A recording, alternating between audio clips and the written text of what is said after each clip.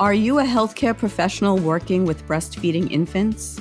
Wish you knew more about assessing and treating tongue ties? Earn continuing education credits and transform your practice with the Professional's Guide to Tongue Tie in the Breastfeeding Infant.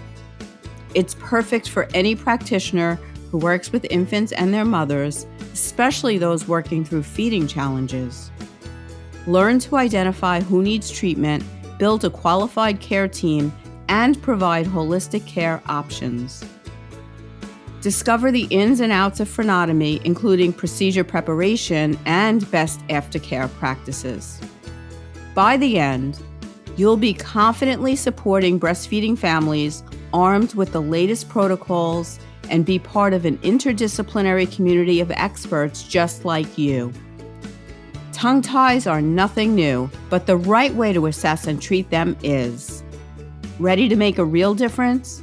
Join now and become a tongue tie expert. Sign up today at tonguetieexperts.net/professional and become the evidence-based resource that your community needs. To show my gratitude, I'm offering you a special discount as a podcast listener. Use code PODCAST40 to save 40% off today.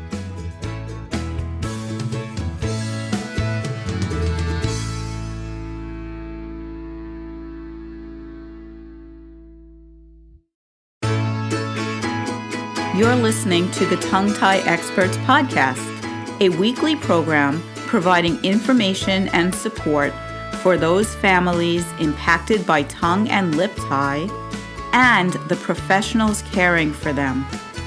I'm Lisa Palladino, a midwife and a lactation consultant with over 30 years of experience. If you are a parent looking for answers or a professional who is curious to learn more than what you learned in school on this topic, welcome. This podcast is for you. A gentle disclaimer. Please do not consider anything discussed on this podcast by myself or any guest of the podcast to be medical advice. The information is provided for educational purposes only and does not take the place of your own medical or lactation provider. Thank you. Hey, this episode of the podcast is a little bit different and may sound a little different, so I wanted to give an explanation. It's actually a recording of an Instagram Live that I did to follow up on Dr. Trill's interview that we had in episode 7. So if you haven't listened to episode 7 with Dr. Trill yet, I totally recommend it. And this was a follow-up that was supposed to follow up right after it, and things got a little confused. But it's the same topics, all about food allergies and tongue tie and how the symptoms can overlap and be confused and what the differences are. And it's recorded from Instagram, so you'll hear me talking about people joining and answering some questions that were written in. So just to have that understanding behind you when you take a listen. I hope you enjoy it. And then the other thing to know is that this is episode 10, which is the last episode of our first season. Thank you so much for making this season such an amazing success for us. The Tongue Tie Experts podcast is doing better than I could have ever imagined, and I'm having so much fun with it. We're going to take a little break, and we'll be back in a few weeks, okay? So I hope you enjoy this episode. Thanks for listening. Hi, everyone. Lisa here. Welcome to a special edition Tongue Tie Tuesday event. I see everybody joining us. Feel free to let me know in the comments where you're joining from and tell me why you're joining. What brings you to Tongue Tie Experts? Are you an expert? Are you a professional who cares for families or infants? Or are you a parent who's looking for assistance, or a parent, as so many are, who stick around to learn more because you had a journey with your own baby, and now you stick around to give advice and support to other parents, which I love so much. So for those of you who don't know me, I am Lisa Palladino. I'm a certified nurse midwife and an IBCLC in Staten Island, New York. If you're not aware, Staten Island is a suburb of New York City. It's kind of known as the Forgotten Borough. We're a little bit more rural than the rest of the city, and but it's cool. Anyway, so thank you for your patience with me. I did a thing. I decided to have a spur-of-the-moment vacation 2 weeks ago, and while I was on vacation, for the first time, I got diagnosed with COVID. Came down with some symptoms. I got tested. I was positive. I had to be quarantined. So I'm okay now, and I'm back home, but I was stuck in the Dominican Republic, if you call it stuck, for 2 extra days in Punta Cana, and it was a very good experience as experiences go if you have to be quarantined. But the reason I'm telling you this is I usually either come live on Instagram or put out a podcast every Tuesday, or both, usually both. And I wasn't up to it last week. So this is, and there's, the podcasts are skipping a week, and there was no Tongue Tie Tuesday last week. So here I am back. So thank you everyone for being here. I love that you've joined me. We have a lot of new followers, and I'm so grateful. Anyway, I keep going off on track. So one of the problems of COVID that's affecting me is brain fog. So I tend to lose my train of thought. So thanks again for your patience. I wanted to say that I released a podcast of an interview I had done with Dr. Trill 2 weeks ago about food intolerances. And if you want to, if you haven't yet followed my podcast, it's Tongue Tie Experts. And if you're listening to this on the podcast, thank you for listening. And Dr. Trill is a scientist and a mom and an expert on food allergies in breastfeeding babies. So there was a lot to unpack about that episode. And I was wondering if those of you have listened, or even if you haven't listened, perhaps you had more questions than were able to be answered during the episode, because we didn't really do a Q&A. We just did, we talked about the topic. And I wanted to delve in a little deeper about your concerns with either food allergies or tongue tie. And I also wanted to give you a little bit of background about how those two can overlap, or one is diagnosed and the other is overlooked, and it may be both or it may be the other one, and why that is. Okay, so anybody interested in this? You're here, so I guess you are. So to start, there are some symptoms of tongue tie and food allergies that can look the same. And some of them include colic, which colic is a symptom. Colic means crying, and there's always a reason for crying. You'll hear me say this over and over again, that colic is not a diagnosis. It's a symptom that something's going on. And those of you who follow me know that I always like to say, well, if we have a symptom, we have to uncover and see what's causing it. We don't want to just treat the symptom, Band-Aid on it, make it better, but not figure out why it's happening, right? So colic is a symptom that can be happening from too much air being swallowed, causing the belly of the baby to be upset, causing gas, quote unquote. And the gas can cause crying, right? So colic can happen from tongue tie because when a baby has a tongue tie or a lip tie, they often can take in a lot of air because their latch isn't ideal. So colic is a symptom that can be caused by tongue tie. It can also be caused by a food allergy because food allergies cause belly upset and gas and bloating and pain for our newborns. So that's one of the symptoms that's the same or can occur with both. The other symptom that can occur with both is reflux, because anytime you have any GI discomfort, meaning something that happens from a food reaction, that can cause the infant to spit up, right? And back to that swallowing air that can happen with tongue tie, anytime you have that aerophagia, meaning swallowing of air because of an insufficient seal, you can have reflux symptoms. So now we have two things that I mentioned. Colic symptoms and reflux symptoms can be associated with both food allergies and tongue tie. Of course, you guys all know when I say tongue tie, I mean tongue tie, lip tie, any oral restriction. I just say tongue tie because it's hard to keep saying tongue tie and lip tie. Tongue tie and lip tie. But you guys know what I'm talking about. So that's two symptoms. The third symptom, sticking with the GI tract, is explosive and mucousy, sorry to get gross, poops.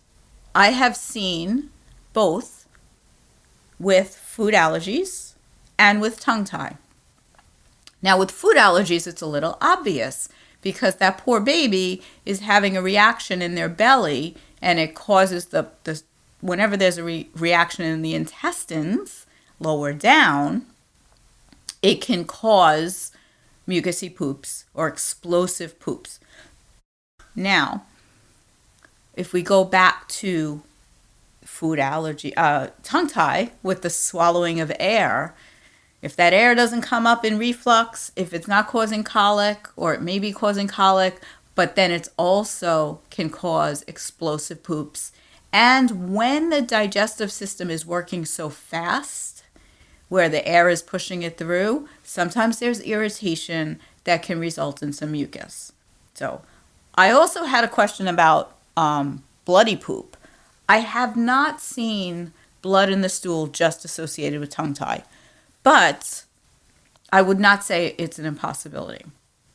Now, what do you do if your baby is having these symptoms and you can't figure out what it is, right? The first thing you would want to do is look for other symptoms, because sometimes with a food intolerance or food allergy, there's skin manifestations like a rash, eczema, hives, things like that, right? Oftentimes that happens. With a tongue tie, there's things like painful latch, mom symptoms, right? So a mother who is breastfeeding or parents who is breastfeeding should not have any discomfort because there's a food allergy, right? So if there's something going on with the latch causing pain, that would tend me more to think about tongue tie. There are other symptoms of tongue tie, such as blisters on the lip, which we have a question about blisters tonight. Painful latch, the nipple being compressed after the latch. That would not be from a food allergy, right? So, who's the best person to make this differentiation? Always the IBCLC. So I would always say, if you can see an IBCLC in person or virtually, whenever you're having any questions about anything in your breastfeeding journey, the IBCLC is the person to look for. And for those who don't know, an IBCLC is an International Board Certified Lactation Consultant. I have those initials. Many people in the US and around the world have. It's an international designation, and many of us have these initials after our name. And an IBCLC is the highest certification for breastfeeding help, right? And we are the experts on infant feeding. That's not to say that other breastfeeding helpers aren't fantastic, but if you're dealing with something as complex as food allergy and, of course, tongue tie, because we can examine in the mouth, you want to talk to an IBCLC if possible, and then go down the line to other lactation professionals if there is no IBCLC available. So those are some of the symptoms that can overlap, and the reason why this is important to me to talk about is I spend a lot of time on social, and I also get a lot of messages. And I've heard quite a few stories of families whose infants had symptoms, and mom was put on this total elimination diet. First of all, a total elimination diet for extended period of times is usually not necessary. So I would definitely recommend looking at Dr. Trill and Free to Feed and learn from there if you think there's a food allergy going on. She's the expert on that. An IBCLC should be able to recognize the symptoms, but most IBCLCs don't know as much as Dr. Trill does about how to differentiate, and she's got great resources for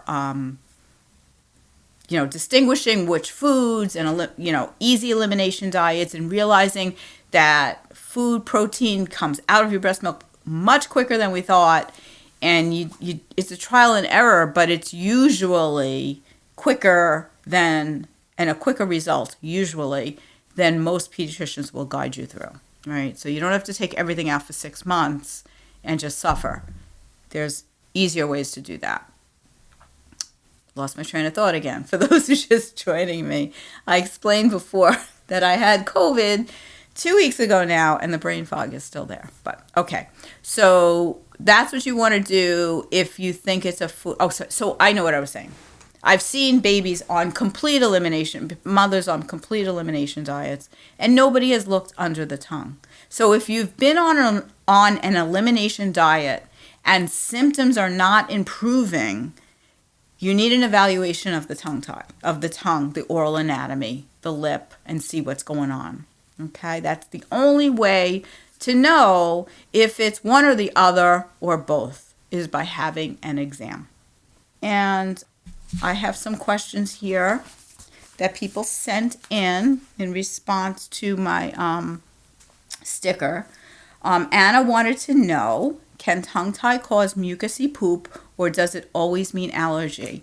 I believe, Anna, that I answered your question. The answer is, I would tend towards thinking it's allergy, but I wouldn't rule out tongue tie completely, because I have seen it, especially if you're seeing a lot of air, if you're hearing a lot of air in the feeding, and if you feel like the bowel movements are explosive, the baby's bowels are moving fast through him or her, possibly oversupply. And believe it or not, a lot of times oversupply and tongue tie go together.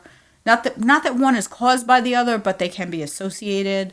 So if you have a baby that's not handling a letdown, it makes them swallow a lot of air, right? So a lot of times a baby with overactive letdown will have symptoms of GI distress, the same as food allergy, right? So you want to make sure. Okay. So it doesn't always mean food allergy. It could be tongue tie. But if you're doing all the things, Anna, for food allergy, and it's not getting better, then definitely consider tongue tie. Okay, I hope that helps. We got a live question. Let me see. Okay. Sarah, I'm taking my IBCLC exam in 17 days. Excellent. And currently work as a CLC at a ped office in Cape Cod, Massachusetts. Personally just had a tongue tie release 2 weeks ago, and it was the best decision. I love this. So you're learning all about it, Sarah. All about it, right? You should consider my course. Do you know I have a course for professionals? The link is in my bio. There's a course for professionals, and once you have your IBCLC, you can get LSERPs through it. But if you don't need LSERPs yet, there's a version that's going on all the time that you can download, and it's evergreen, so it's there all the time, and it's all about tongue tie and breastfeeding and how to take care of babies with a multidisciplinary, holistic approach. And multidisciplinary, I love that. So for the SLP, I just see Julie is the SLP who just joined. Thank you for being here. I saw another SLP before. I love learning with SLPs because we learn separately, but we learn a lot of the same things, but we learn them differently. So we need to learn to speak each other's languages, right? So I have tons of SLPs in my course. I love it. And Tracy is an OT. Love it. OTs belong on the team. So do other body workers like physical therapists. Speaking of physical therapists, you ever do something and you say, why didn't I take a picture? Today, in my journey with my grandson, I don't know if those of you who follow me have been following that. My grandson, Daniel, has a tongue tie. And today, my daughter and I drove to Elizabeth Morell's office in New Jersey and had a visit with her, which was wonderful. Elizabeth Morell is on Instagram as Little Movers PT, and she is amazing. Everybody should follow her. And we had such a nice visit with her, and Daniel was so relaxed afterwards. She does CST as well. And I don't know why I didn't take a picture. But yes, everybody should be on the team. We should have OTs, PTs, chiropractors, all types of lactation, and all kinds of doctors that take care of babies and moms, no? Yes, absolutely. Pediatricians and OBs and midwives and doulas. And this is a great question from Alley Cat. Can baby have both? My son was diagnosed with a protein allergy, and I later found out tongue tie and lip tie. Absolutely. They can have both. And everyone should be assessed for tongue tie. It's ridiculous that a kid would be put through all the allergy stuff and nobody look and realize what's going on in the mouth. I don't understand. That's why I teach. So I like to teach. Again. Okay. And CC asked, post-frenectomy, and this is a great question too. Baby's lip is still blistering on top. Did it grow back?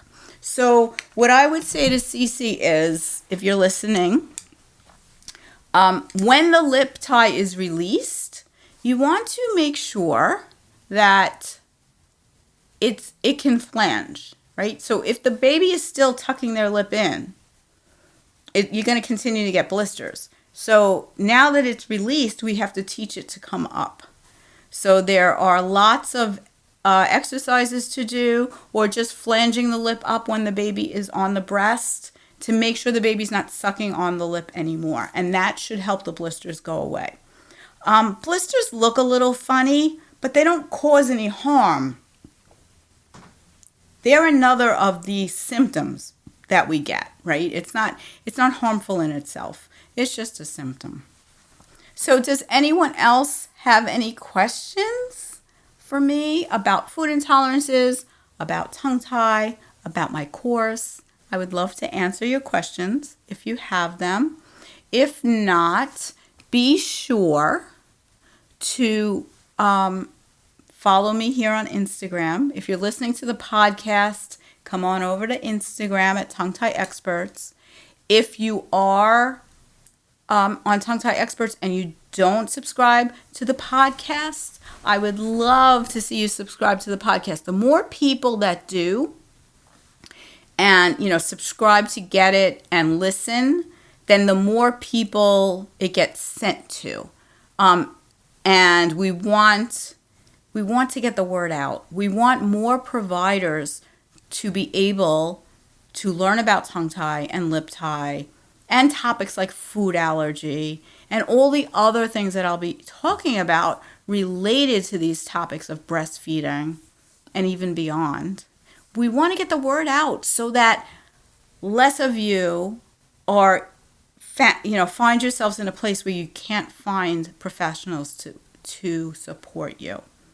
My saddest post, I love getting reactions to posts, but my saddest post on Instagram is when I ask about who has missed your baby's tongue tie. I get thousands of responses to that, and the answers are health professionals, including lactation consultants. So we really do need to get the word out. So again, I'm going out on tangents, but my idea was, if you like my podcast, if you listen to it and follow it and share it, or even better, if you like it, write a little review on whatever podcast app you're listening on, whether it be Apple Podcasts or Google Podcasts or Spotify. If you can leave a review and a rating, that helps boost it up for me. This way we get the word out to more people. Okay? And if you're listening to me and you'd like to be a guest on the podcast, let me know. Whether I have guests who are parents who've gone through it. I have guests who are professionals who work with tongue and lip tie babies. And I'll be doing a lot of airway stuff coming up too. So if you have any expertise or you have a suggestion for a guest, feel free to send them my way. Okay? Thank you so much for joining me, everyone. It's been a pleasure to be back with you on Tongue Tie Tuesday. And I hope you'll stick around and join me for more podcasts and more Tongue Tie Tuesday live events. Okay? Have a great evening. Talk to you soon.